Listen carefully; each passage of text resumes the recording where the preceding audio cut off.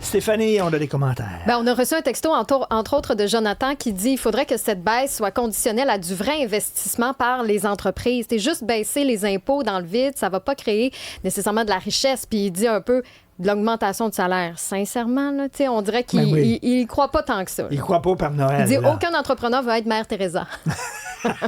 Il n'est pas faux. Nicolas Duvernois. Moi, je veux être Gandhi. OK. OK, Nicolas, mais toi, si on fait un sondage auprès des entrepreneurs, là, le feeling que j'ai, puis dis-moi si j'ai raison ou pas, ce qu'ils veulent d'abord et avant tout, c'est moins de bureaucratie. Effectivement. Moins de paperasse. D'après moi, c'est la chose en haut, là. Ce qu'ils veulent surtout, c'est pourquoi on ne leur pose pas la question. Alors, à Québec, là, on se prépare. C'est la campagne électorale bientôt. Bientôt, là. Demain, littéralement. Les chefs des 5 partis vont y aller de promesse en promesse. Ça sera toujours les mêmes promesses.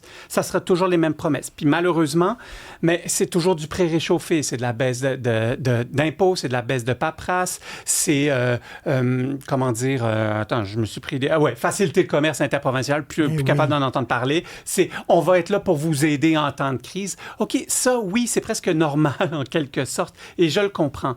Mais tu sais, quand on parle d'entreprises au Québec, on parle de PME. On s'entend que 99,5% des entreprises au Québec, c'est des PME. Donc, des entreprises entre 1 et 499 employés. Là, tu me diras, c'est quand même un grand éventail.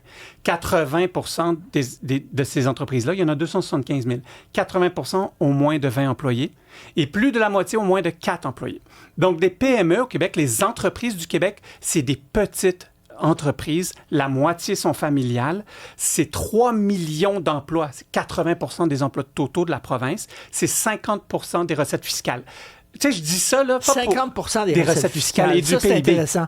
Est-ce que tu es d'accord avec le fait qu'ils ont besoin de respirer, de payer moins d'impôts pour pas se mettre plus d'argent dans les poches, là, mais pour que leur entreprise grossisse et crée de l'emploi? Là. La presque totalité des entrepreneurs que je connais, dès qu'ils ont une scène, ils vont acheter un nouvel équipement, ils vont améliorer un procédé, ils vont lancer un nouveau produit, ouvrir un nouveau marché, engager un nouvel employé. C'est pas du tout vrai, là, la fameuse image du méchant riche entrepreneur qu'on a. Ce n'est pas vrai. Tout à l'heure, tu as reçu François Lambert. François Lambert, dès qu'il y a de l'argent, il agrandit sa ferme, il achète un nouveau tracteur, il achète une nouvelle ligne pour faire un nouveau produit.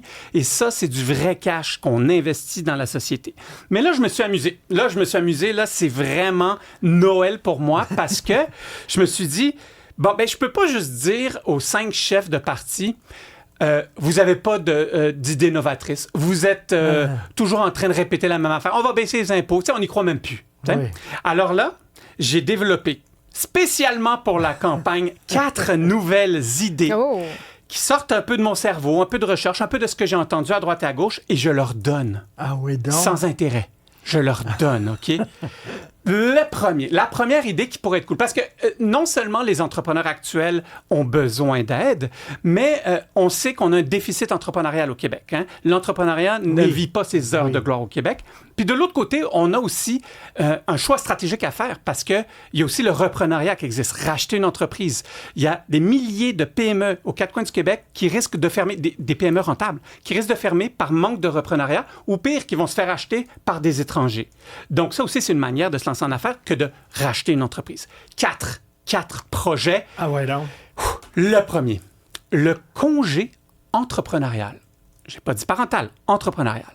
Donc, peu importe l'employé, aurait le droit de prendre 12 mois, une année de congé différé. Donc, il va le repayer. Il recevra 80% de son salaire sur 5 ans, comme les congés différés qui existent maintenant. Pas seulement les propriétaires de l'entreprise. Non, un employé. Toi, tu pourrais dire à ton boss, à Dominique, écoute, moi, je prends un congé à traitement différé sur 12 mois parce que je veux me lancer en affaires. Je veux risquer cette aventure-là. Je veux me lancer en affaires, mais je veux pas prendre 100% des risques. Je veux pas juste démissionner puis perdre ma job puis pas avoir de job à mon retour. Je veux un congé entrepreneurial. Exactement. On reçoit 80% de notre salaire pendant cette année-là. Et le gouvernement, il va faire un petit truc pour lui. Ou pour elle, il va dire, tu sais quoi? Parfait, je vais t'imposer ce 80%-là, je vais t'imposer l'échelon inférieur que tu devrais t'imposer pour laisser un peu d'argent dans les poches parce qu'on sait qu'au début, quand on se lance en affaires, on a besoin plus d'argent que pas assez. Ça, c'est le premier projet, je le donne. Congé entrepreneurial. il faut que tu prouves qu'effectivement... Oui, bien sûr, tu ne vas pas faire ça puis perdre ton temps. Bien sûr, toutes mes idées, il y a des critères quand même, il y a des conditions. C'est du monde sérieux qu'on cherche. Deuxième, lui, je suis excité. Un REER pour les repreneurs. Tu as le droit d'utiliser ton REER sans imposition pour racheter une entreprise. Parce qu'en ce moment, tu n'as pas le droit de retirer ton REER.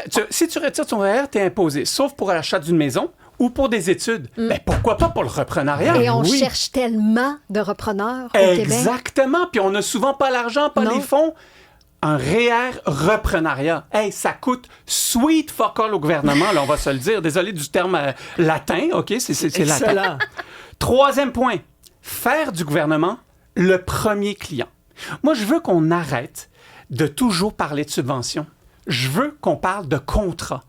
Arrêtons de demander des subventions, donnons des contrats, du vrai cash dans le compte en banque. Donc, pour une start-up ou des jeunes entreprises, des jeunes pousses, on pourra mettre des critères encore une fois.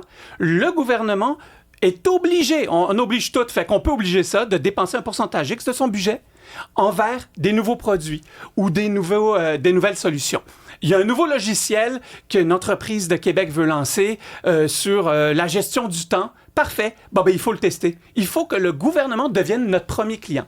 Parce qu'en plus, non seulement c'est un premier client, c'est une victoire symbolique, puis c'est du vrai cash dans nos poches, mais deuxièmement, c'est que tu vas pouvoir te retourner après vers des entreprises privées et dire hey, regarde, moi j'ai le ministère de la chasse et pêche comme client. Donc ça te donne un point de crédibilité.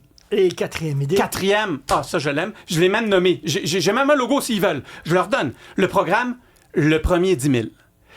On sait que c'est le premier 5 à 10 000 $ qui est difficile quand tu te lances en affaires. Ça a l'air de rien, mais c'est extrêmement difficile. T'sais, on s'entend, c'est un luxe pouvoir mettre de l'argent de côté aujourd'hui. Donc, le 5 et 10 000, il est très difficile. Ben moi, je ferais en sorte que je donnerais à ceux qui veulent se lancer en affaires, bien entendu, en démontrant leur sérieux puis avec certaines conditions, un premier 10 000 $ facile et abordable. J'explique pourquoi facile. Aucune garantie personnelle. Parce que sinon, tu deviens une banque. Puis si les personnes prennent le 10 000 puis après ils se mettent dans la merde ad vitam aeternam, on n'est pas plus avancé. On sait qu'on a plus de chances d'échec que de réussite là, en affaires. Donc, écoutez, là, c'est pas juste jeter de l'argent. Là. Aucune garantie personnelle. Le 18 premiers mois, il est sans remboursement de capital. Et ensuite, tu as 3 ans pour rembourser ce prêt-là. 3 ans pour rembourser 10 000 $, on s'entend. Un taux d'intérêt égal à l'inflation. Donc, tu sais, personne ne fait de l'argent. On ne veut pas faire de l'argent. On veut créer du succès. On veut créer un momentum pour le monde. Et le troisième, c'est le plus important critère, l'obligation d'avoir un mentor qui te suit pendant 12 mois. Donc là, on donne de l'argent à quelqu'un, de l'argent qui ne coûte pas trop cher. On lui donne à 10 000. Je m'inspire des micro-prêts qui se font dans des pays en voie de développement. On est rendu à devoir s'inspirer des pays en voie de développement au Québec. Et tu as un mentor pendant 12 mois. Qu'est-ce que ça coûterait, ça? Imaginons qu'il y a 5 000 demandes à 10 000 dans l'année, 50 millions. C'est le party de Noël d'un ministère. On s'entend 50 millions dans un budget de 100 je ne sais pas combien de milliards, c'est pas beaucoup. Puis là, je vais juste me donner un petit cadeau pour finir. Nordvolt, cumulativement, Québec et Caisse de dépôt, on a perdu 470 millions. Ça, c'est 47 000 futurs entrepreneurs qu'on aurait pu faire le 10 000 $. Lyon, c'est 245 millions. Ça, c'est 24 500 dossiers qu'on aurait pu accepter. Panier bleu, c'est 26 millions. Ça, c'est 2 600 dossiers qu'on aurait pu accepter. Donc, souvent, on parle de millions, mais 10 000 $, ça peut être extrêmement puissant pour un entrepreneur qui commence. Votez Nicolas Duvernois. C'est excellent. On va voir ta face sur une pancarte un jour, je suis convaincu. Recherchez. 4 excellentes idées. Merci beaucoup, Nicolas.